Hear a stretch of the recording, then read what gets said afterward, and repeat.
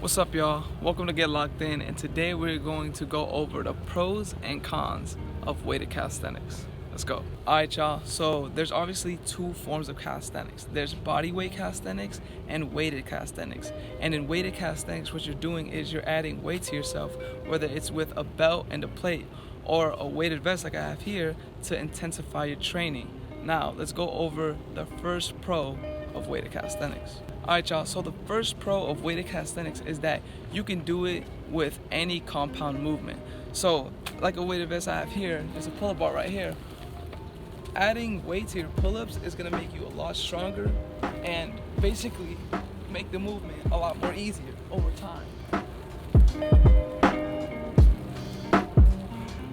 So right there, I just did, I think, 5 or 4 pull-ups.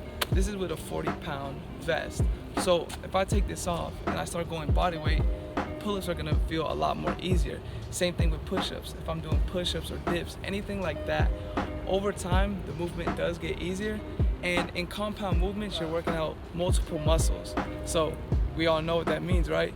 If you're working out multiple muscles, you're making multiple gains. All right, y'all, so now the second pro of weighted calisthenics is that over time, while doing it, you are going to get bigger, okay? So basically gain more muscle mass. Now, when I first started, I've started doing weighted calisthenics maybe over a year ago. I can already see that I've made a lot of improvement as far as my mass. And adding resistance to your training will do this.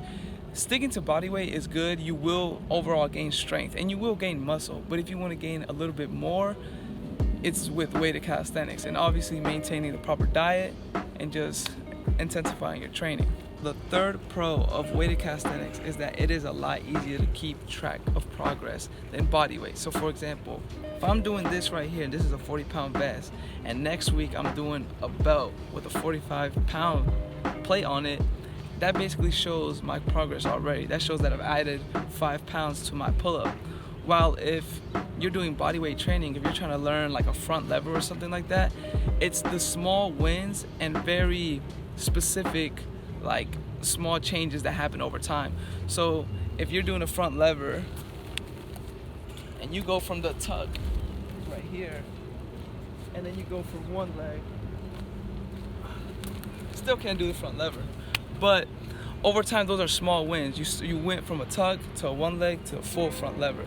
So it's a little bit more specific and small wins when it comes to body weight, while in weighted calisthenics, it's a lot easier to keep track of your progress.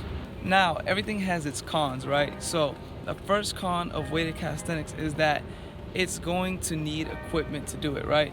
So this vest right here, I think it costs like $80 to just get this vest, right?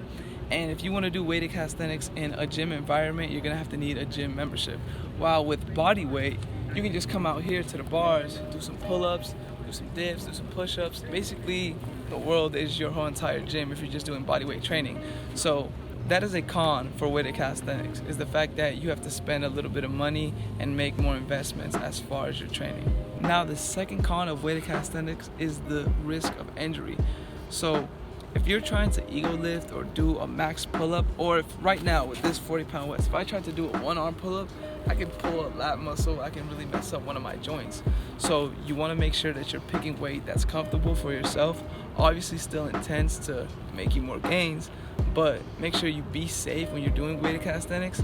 And overall, that is a con, because if you were just doing body weight, it's your own body, you know, you're comfortable with it, you're not adding too much resistance.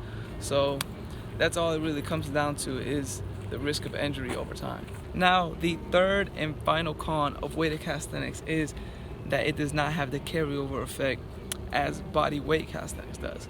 So if someone who is just training, you know, weighted pull-ups, weighted push-ups, weighted dips, if they tried to do a one-arm pull-up, they would be unsuccessful at it.